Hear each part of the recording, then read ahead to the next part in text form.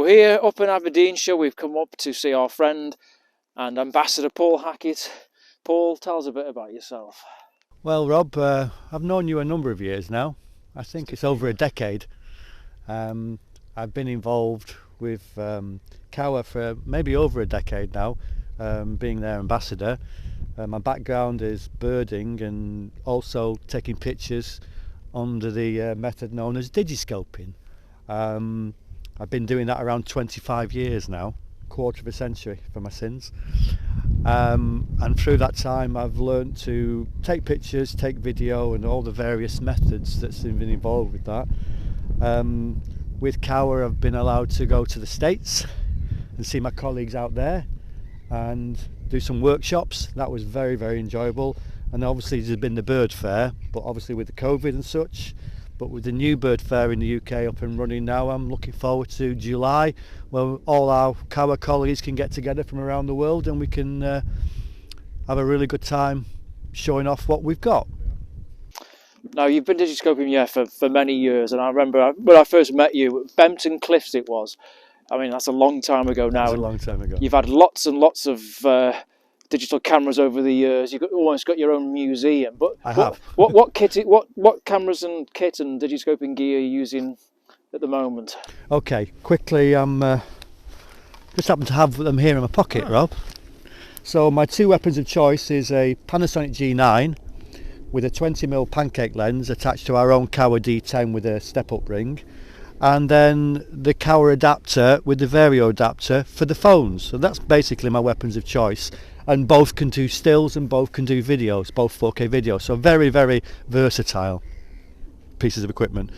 And then in terms of spotting scope, what's your go-to scope? I'm actually torn between this 99, which is phenomenal, 30-70, which gives us in millimetres quite a high number, maybe over 3,000 millimetre. But I also like the new 88S because it's the new pedigree from the original 88, and with about 14 or 15 years improvement in technology regarding coatings, it's brighter and it's also got more detail in it for me. And so I'm between the 99 and the 88S, and again mine are usually normally straight scopes so I can look through to take pictures with. Yeah, love it. So obviously, Paul, you've been in the bird watching and digiscoping game for a long time. So why Kowa? To be straight, Rob, Kowa are the only company that produce a fluorite crystal lens. A number of the major companies that are deemed to be in the hierarchy of we would say in the top three, they don't actually have fluorite. And for me, from a bird observation, eliminating the chromatic aberration or the colour fringing is quite important to me, to my eye, because of the way I've been trained, and also from a picture point of view. And for me, the clarity, the detail, what that fluorite crystal lens, that objective lens can give me, is actually above what is considered, in the industry as the norm with the other scope manufacturers that don't have it. So for me, that's why Kowa, the actual quality, the light gathering, and what the fluorite crystal can do for us. Amazing lenses. If you're going to see any chromatic aberration, it's when you put a camera on and digiscope.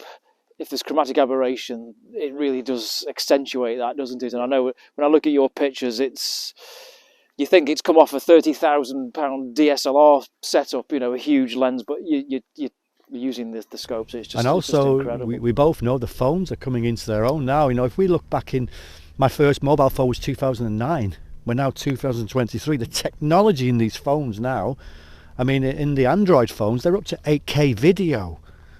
The iPhone is still on 4K. The quality, the clarity of the sensor and the lens is just, each time an iPhone comes out or an Android, it's getting better and better.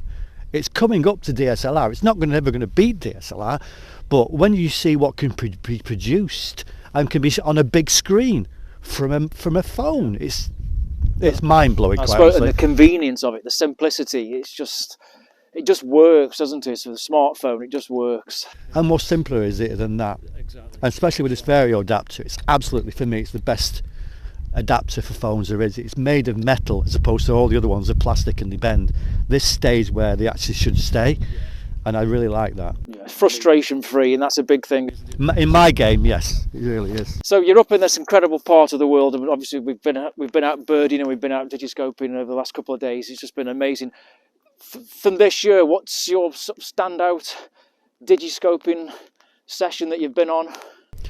It was about 2 weeks ago, and I happened to be with a good friend of mine, Harry Scott, and we went up to a place called Cairnbolg, hopefully to see the Ross's gull, which is a gull from the Arctic that's been hanging around loitering up near Cairnbolg, Fraserburgh way. And we came across, I found a wimbrel that had obviously just come up and still migrating but feeding up, and we had amazingly close views of this bird, and we probably had the bird for about half an hour, 40 minutes, and we just, in the car, we used the car as a hide, both of us leaning out. I was digiscoping, he had a 500mm lens, and I've got amazing shots, portrait landscape, I've got slow-mo. It was just incredible, and this bird was coming closer to us. In fact, I was on 25, and at some points it came past the point of out too much in the frame. Just amazing to see. And then we had waves crashing up behind it, so it created this dramatic wash up of bubbles and waves and white foam behind the bird. And me and Harry did comment afterwards, and we were 1 or 2 days later about, that was an amazing session to be so close to. And we also had a white wagtail as well, which is like a subspecies of the pied wagtail, and that was really, really close. It was just an amazing place, and yeah, a pretty good experience, to be honest. Really enjoyed it. Great. Well, thanks, Paul, for having us up here and looking after us, taking all of these amazing places and all this incredible scenery and wildlife. And we'll post some of our footage and some of the things we've been up to over the last few days on the social media channels. So keep watching. See you soon.